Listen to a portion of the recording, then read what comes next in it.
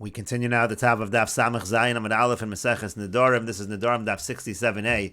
The Mishnah continues, Hefer ha'av velo hefer ha'bal. Let's say you have a situation, again, this is talking about a Nara ha'morasa. Let's say the father, he annuls the vow, but the husband does not. Or Hefer ha'bal velo hefer ha'av. Or let's say the husband annuls the vow, but the father does not.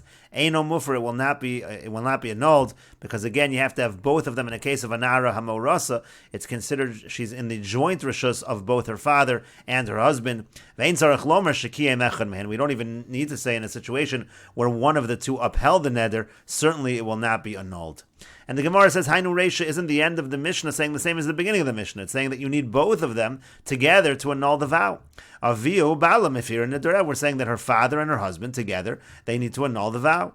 And the Gemara says, no, because Ma'u Detema, what might you have thought? O Avia, O Bala Katani. Maybe it meant in the first part of the Mishnah, maybe it meant either her father or her husband could annul the vow. Kamash Malon, that's what the end of the Mishnah is clarifying and saying, no, by a Nara HaMorasa, they both have Rishus, and in order for the vow to be annulled, they both have to annul the vow together.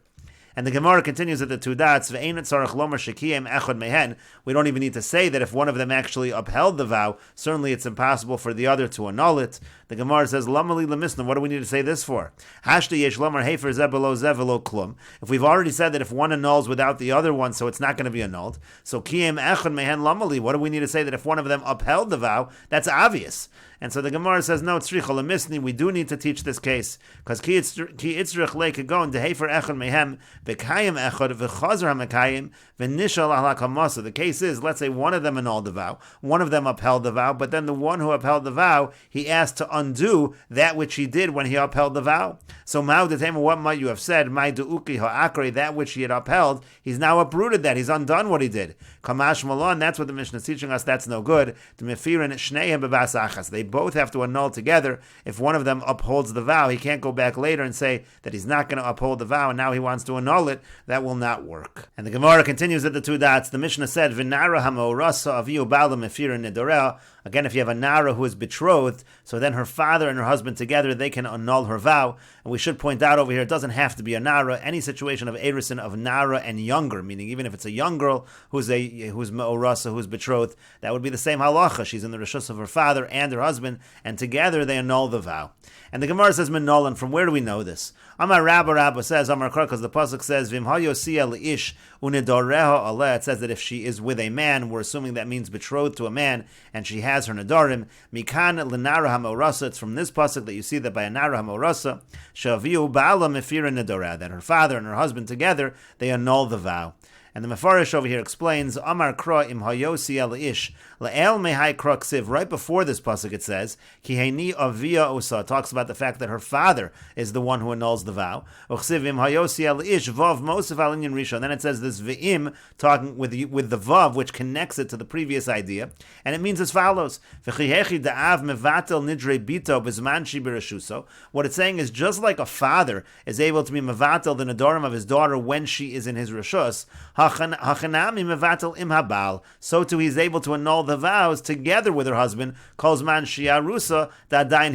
while she is betrothed, because she's still considered to be in the rishus of the father as well as in the rishus of the husband. So it's again from this pasuk, Vim hayosi el ish, that's where we learn out that Avi and Bala mefira nedareha.